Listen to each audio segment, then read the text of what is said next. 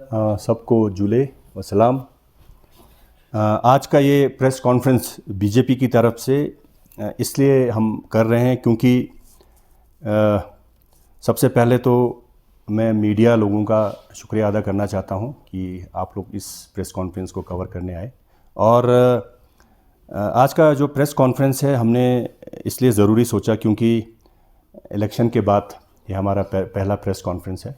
और मैं सबसे पहले पूरे लद्दाख वासियों को, चाहे लेह के हों या करगिल के हों, सबको बहुत थैंक्स कहना चाहता हूं, उनका शुक्रिया अदा करना चाहता हूं क्योंकि उन्होंने जो रिसेंटली जो हमारे पार्लियामेंट्री इलेक्शंस हुए उसमें बीजेपी के कैंडिडेट श्री ताशी ग्याल्सन को बहुत सपोर्ट किया, उनको हौसला अफजाई किया और काफ़ी तादाद में लोगों ने उनके फेवर में वोट किया।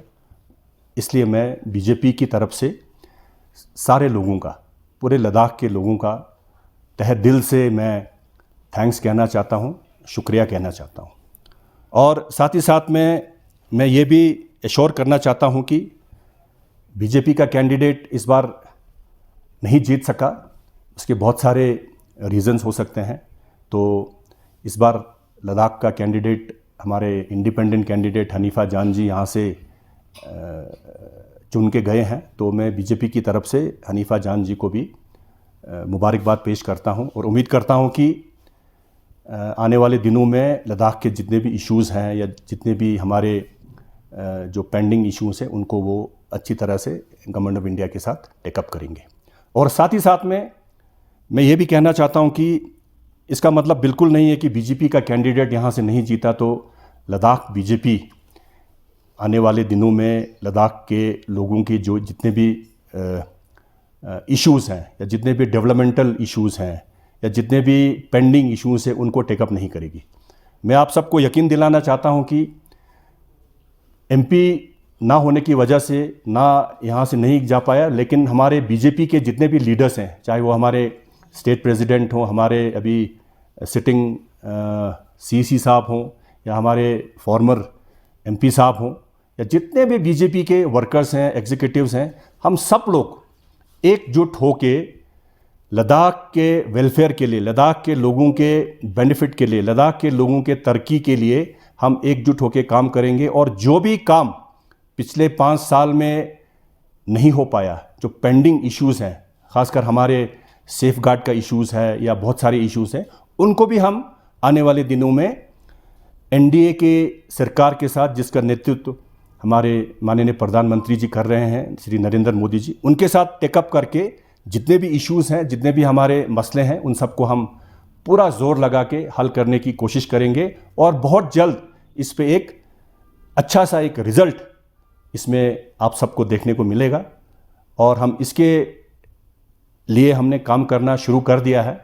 तो मैं यही यकीन दिलाना चाहता हूँ। और साथ ही साथ में आप लोगों का ध्यान में इस तरफ भी ले जाना चाहता हूं कि अभी रिसेंटली 3-4 दिन पहले हमारे करगिल के हमारे लीडर सजाद करगिली, जो कि करगिल डेमोक्रेटिक अलायंस के कोर ग्रुप के मेंबर हैं, जो अभी जिनके साथ अभी गवर्नमेंट ऑफ इंडिया के साथ बातचीत जो चल रहा है वो मॉडल कोड ऑफ कंडक्ट की वजह से अभी थोड़ा सा हॉल्ट पे चला गया था। तो आने वाले दिनों में ये बातें दोबारा रिज्यूम होंगी। तो उस ग्रुप का एक important member Sajad Kargili recently 3-4 दिन पहले हुर्रियत कॉन्फ्रेंस के leader, separatist leader Mirwaiz Umar Farooq के साथ उन्होंने एक मीटिंग किया। शुरू में तो लिखा था कि ये कटसी कॉल है, ईद की मुबारक देने गए हैं, उनका हालचाल पूछने गए हैं। तो उसमें हमें कोई एतराज़ नहीं है, कोई भी कहीं भी जाके किसी के साथ भी मिल सकता है, हालचाल पूछ सकता है। मगर हमें एक बात समझ में नहीं आई कि सजाद करगिली को उमर फारूक के साथ लद्दाख के इश्यूज़ को डिस्कस करने का क्या रीज़न है, क्या मतलब है। और साथ ही साथ में वो जम्मू कश्मीर के मसले को भी हुर्रियत कॉन्फ्रेंस के लीडर के साथ डिस्कस कर रहे थे। लद्दाख अभी जो है जम्मू कश्मीर का पार्ट नहीं है, लद्दाख एक अब यूनियन टेरिटरी बन गया है। लद्दाख 5 अगस्त 2019 से लद्दाख एक अलग यूटी बना है। तो जम्मू कश्मीर के मसले को जम्मू कश्मीर के लीडर सॉल्व करें, लद्दाख करगिल के लीडर को इन सब बातों से क्या लेना देना है। और साथ में लद्दाख को इस चीज़ में लाने की क्या ज़रूरत है कि क्या आप लद्दाख के जो भी मसले हैं, जो हमारे सेफ गार्ड का इशू है या जो बाकी सारी चीज़ें हैं, क्या ये सारा उमर फारूक जी इस पे डिसीजन लेंगे? क्या हुर्रियत कॉन्फ्रेंस सेपरेटिस्ट लीडर आप इस पे डिसीजन लेंगे? तो ये बात हमें एक बहुत बड़ा कॉन्स्पिरेसी लग रहा है।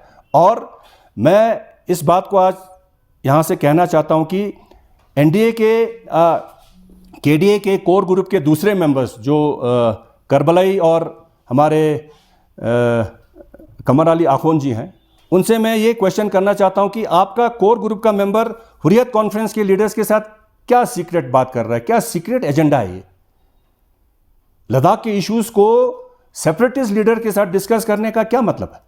क्या आप लोगों का क्या हिडन एजेंडा है?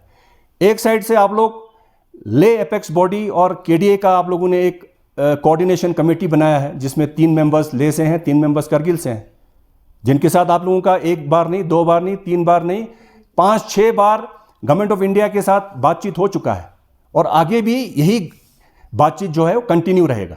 तो उससे पहले आप हुर्रियत कॉन्फ्रेंस से मिल रहे हो, जो कि एक सेपरेटिस्ट लीडर है, जो कि गवर्नमेंट ऑफ इंडिया के खिलाफ करते आ रहे हैं। वो लोग चाहते हैं कि कश्मीर को पाकिस्तान के साथ मर्ज करें। हुर्रियत कॉन्फ्रेंस का यही डिमांड है ना कि कश्मीर को पाकिस्तान के साथ मर्ज किया जाए, इंडिपेंडेंट उनको वो दिया जाए। तो ऐसे लोगों के साथ मिल के क्या लद्दाख के आने वाले दिनों में जो बातचीत होने वाला है उसको क्या डिरेल करने की कोशिश की जा रही है? मेरा कहने का मतलब यह है कि लद्दाख के मसले को लद्दाख के लीडर ही सॉल्व करेंगे, चाहे वो ले एपेक्स बॉडी हो, चाहे केडीए हो, चाहे बीजेपी हो, कांग्रेस हो, हमारे आम आदमी पार्टी हो। हम डिसाइड करेंगे कि लद्दाख को क्या चाहिए, लद्दाख को किस डायरेक्शन में ले जाना है। हुर्रियत कॉन्फ्रेंस की हमें ज़रूरत नहीं है। तो ये तो एक साजिश लग रहा है, ये एक हिडन एजेंडा लग रहा है। तो इस पे करबलाई और कमर अली आखोन को इसमें क्लैरिफिकेशन देना चाहिए। और साथ ही साथ में मैं ले एपेक्स बॉडी चेयरमैन का थुप्तन सेवांग जी से भी मैं रिक्वेस्ट करना चाहूँगा कि वो भी उनको भी पूछना पड़ेगा कि सजाद करगिली का उमर फारूक से मिलने का रीज़न क्या था, और साथ ही साथ में लद्दाख के इश्यूज़ को उमर फारूक के साथ डिस्कस करने की क्या ज़रूरत थी। तो ये सब चीज़ें हैं, इस पे हमें गौर करने की ज़रूरत है। और मैंने हमेशा देखा है कि सजाद करगिली हमेशा जब भी बोलते हैं लद्दाख लद्दाख बोलते हैं। लद्दाख का मतलब लेह और करगिल दोनों है। इन्होंने ये लिखा है कि अगर स्टेटहुड का दर्जा नहीं दिया गया तो हम लद्दाख के लोग जम्मू कश्मीर के साथ मर्ज करने के लिए हम डिमांड करते हैं। ऐसा हमारा तो डिमांड नहीं है, लेह वालों का डिमांड तो नहीं है। 70 साल से हमने कश्मीर से अलग होने के लिए 70 साल हमने स्ट्रगल किया। अगर उससे पहले अगर ऐसी हरकतें करेंगे तो मेरे ख्याल से गवर्नमेंट ऑफ इंडिया को ये चीज़ें पसंद नहीं आएगी। एक साइड से आप गवर्नमेंट ऑफ इंडिया से बात करते हो, एक साइड से आप हुर्रियत कॉन्फ्रेंस के लीडर से मिलते हो, सेपरेटिस्ट लीडर से, जो लोग अभी नज़रबंद हैं या हाउस अरेस्ट हैं, उनसे बात करते हो। तो क्या ये गवर्नमेंट ऑफ इंडिया से कल बात करने के लिए क्या ये एक सही रास्ता है? मेरे ख्याल से नहीं है। तो इस बात को हम हाईलाइट करने के लिए आज का ये प्रेस कॉन्फ्रेंस हमने किया था। और जो भी डिसीजन होगा लद्दाख के लीडर्स के साथ कंसल्ट करके होगा। और भारतीय जनता पार्टी पहले से कमिटेड थी कि लद्दाख को सेफगार्ड मिले, चाहे 6 शेड्यूल के जो इश्यूज़ है उसको भी रिजॉल्व किया जाए, अनएम्प्लॉयमेंट का इशू है उसको भी रिजॉल्व किया जाए, सेपरेट लोकसभा का सीट है या हमारा जो पब्लिक सर्विस कमीशन का इशू है, वो सारे इश्यूज़ भारतीय जनता पार्टी चाहेगी कि जल्दी से जल्दी इस पे एक कंक्रीट रिजल्ट, एक अच्छा सा एक पॉजिटिव रिजल्ट लद्दाखियों को देखने को मिलेगा। तो हमने इस कॉन्टेक्स्ट में आज का ये प्रेस कॉन्फ्रेंस किया था। तो ये सारी चीज़ें बताना बहुत ज़रूरी है। तो आप लोग आए, इस बार आप लोग आए तो मैं एक बार फिर आप लोगों को थैंक्स कहना चाहूँगा कि आप लोगों ने इस प्रेस कॉन्फ्रेंस को कवर किया।